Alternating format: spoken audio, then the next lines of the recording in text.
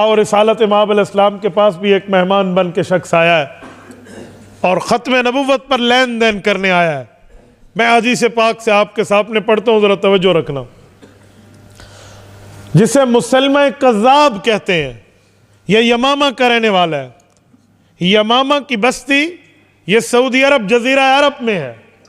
اس وقت آپ نے یمامہ کی بستی دیکھنی ہو تو ریاض جو کیپٹل آف دا کنگڈم ہے، سعودیہ مملکت کا دارالخلافہ ہے، اس سے 70 کلومیٹر قریب ہے۔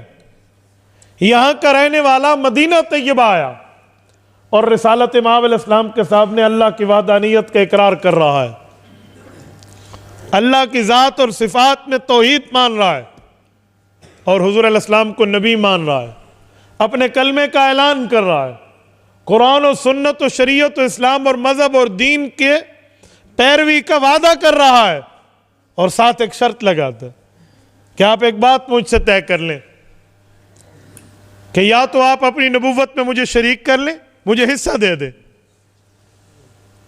یوں نہیں ہے تو پھر میں انتظار کر لیتا ہوں، آپ پر ایمان رکھ لیتا ہوں۔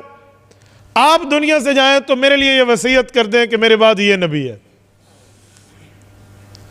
ایمان ہے لیکن اس شرط کے ساتھ یہ دعویٰ ہے، تو یہ کون سا ایمان ہے؟ حضور پاک علیہ السلام نے گھر آئے بندے کو خالی منہ لوٹایا، وَإِنَّكَ لَعَلَىٰ خُلُقٍ عَظِيمٍ کے باوجود خالی منہ لوٹایا۔ رسول اللہ کے اخلاق جیسے اس کائنات میں کسی کے اخلاق نہیں ہے۔ بعد از خدا بزرگ تو ہی قصہ مختصر۔ آپ علیہ السلام کے ہاتھ میں ایک چھڑی مبارک تھی جس سے زمین کو یوں کرید کر رسول اللہ صلی اللہ علیہ وسلم بات فرما رہے تھے۔ ایک عام سی چھڑی تھی، کوئی ایسی بھی نہیں تھی کہ جیسے عصائے موسیٰ، حضرت موسیٰ کے پاس ایک خاص قسم کا عصا ہوتا تھا، رسول اللہ کی وہ چھڑی بھی مراد نہیں ہے، ویسے ہی ہاتھ مبارک میں اتفاقی طور پہ رکھا ہوا ہے۔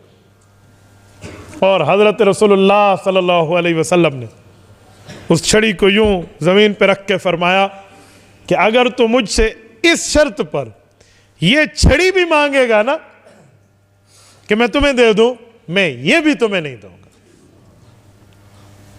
آپ اندازہ لگائیں، یہ گھر آئے بندے کے ساتھ گفتگو ہے جو ایمان، اسلام، احسان، ایقان پر اقرار کر رہا ہے، اور رسالت مآب علیہ السلام کا نقطہ نظر یہ ہے، تو آپ اندازہ لگا لیں کہ ختم نبوت پر رسول اللہ صلی اللہ علیہ وسلم کتنے حساس ہیں۔